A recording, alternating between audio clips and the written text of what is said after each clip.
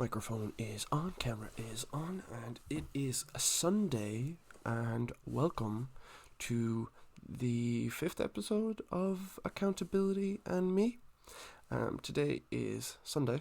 It is my day of rest, not in religious sense. I just like to have a day that I have dedicated to doing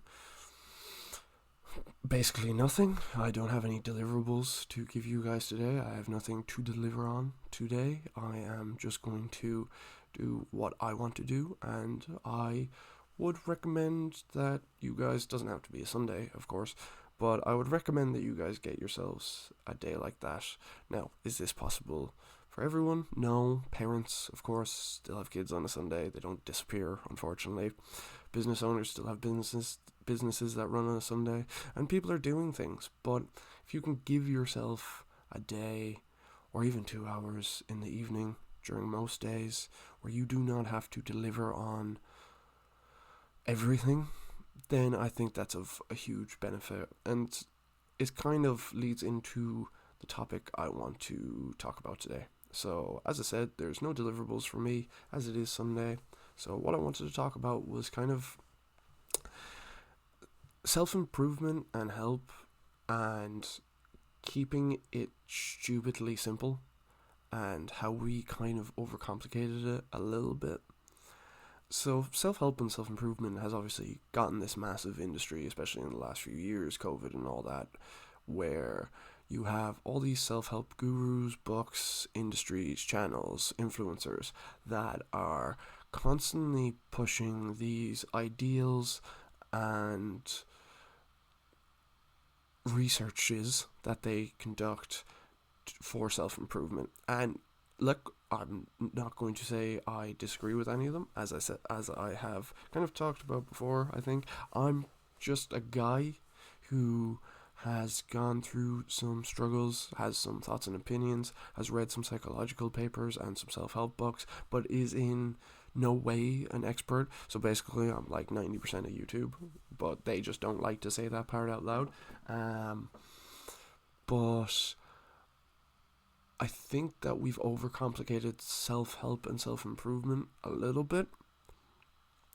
So what I want to do is just give you some examples of keeping things stupid simple in different ways of self-help and self-improvement, and how you can be okay with failing and keeping something simplistic. So yeah, starting off, I do think your attitude towards self-improvement and self-motivate help is important. I think you should try and approach most new things with like the enthusiasm we had as kids. That's very difficult to recreate, but if you can't do that, you should be able or willing to really get to grips with the basics of everything first before you start going down complicated paths that people recommend. So, for example, as I said, I was a fitness instructor and dietitian before. The most common way I would see people overcomplicating things for themselves is new beginners and new people at training would almost all 90% of the time come in with these 5-day training schedules, or ask for 5-day training schedules and completely new diets and completely new regimes to their lives for this self-improvement, rather than integrating the self-improvement or the fitness into their schedule that already exists. So a lot of the conversations I have, especially with parents, moms, a lot of the time, because they do want, like, women do want to be healthy and fit, but they're dealing with a lot, and especially parents, the scheduling conflicts are crazy. So when a new parent comes in, a lot of the time I would recommend 1 to 2 days a week. Start off with 10 to 20 minute sessions, get your stretching in, and keep it easy. Now, obviously that's in the presence of a gym, and if you don't have money for a gym, the other way I've always recommended it to people who want to do some form of training at home, because they can't afford the gym or they don't feel comfortable in gym environments, is stretch for 2 minutes every day. for about a week and a half.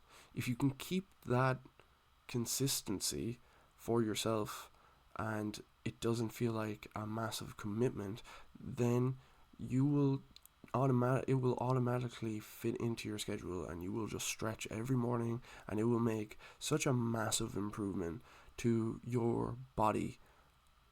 That simple act. Then I get into, when you're done your stretching, hold yourself up for 30 seconds. That's the end of your training, and build on that. But that's just an example of keeping it stupid simple in terms of fitness, in terms of things like education, reading, all that kind of thing. It definitely applies. If you want to get back into reading, simply read a page a day. People will go, page a day is too easy, you're not really challenging yourself. This isn't about pushing yourself immediately. This is about getting you onto the road of improvement, and then staying consistently on that road as much as you can. And I think if we keep things stupid simple, I can't say SS because obviously terrible connotations with that, but keeping it stupid simple in many aspects of your life, if you're trying to change things, will, I think, go a very long way.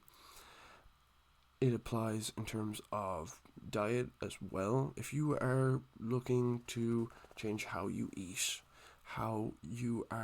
your weight, for example, start simple. Don't change 3, 4, 5, 3 meals a day. Change one and stick with what you usually consume then afterwards, and then change another, and do it step by step, and be okay with the fact that it is going to be slow progress, and sometimes that is just what suits people more. The last one I'm going to kind of and give you an example from me is keeping it stupid simple was these videos. So I've kind of wanted to do something like this for a while, especially with the struggle I've had over the last 2 years with accountability, and I keep an eye, or I watch a lot of like what's popular in psychology and social media, and why these things pick up, and how we've evolved our psychology over the last few years, especially the last 8 to 10 is crazy. But I've always wanted to do these kind of videos, and every time I wanted to do it, it was picking these big topics and trying to record 1.5-hour videos for you guys to really get into and digest, and it wasn't compatible with my lifestyle, and it wasn't compatible where I was at as a person, and it's probably a bit more compatible now, but even then, I, doing these 5 to 10 minute videos, made sure to keep it stupid simple, because I know there's a real possibility that if I had overstressed it and I tried to commit to these big video essays that require lots of editing, that it wouldn't get done, and it wouldn't be enjoyable, because it's not integrating into my life. And that's what I want this accountability journey and this video journey to kind of be something that's really integrated into my life, that's integrated into your life, and something that you find helpful. Never a voice of authority, more just a voice of encouragement and opinions, and places where you can allow your opinions to sit, as long as it's beneficial and it's not destructive to yourself or people around you. That's what I want this space to be. And with that, this is running on to about 10 minutes, and I hope it makes sense. I think it will, but I hope you guys have a great Sunday. I hope you guys get something out of this video. If it's not working for you, let me know. Any recommendations, I'd happily listen to them. And keep it stupid simple. Bye, guys.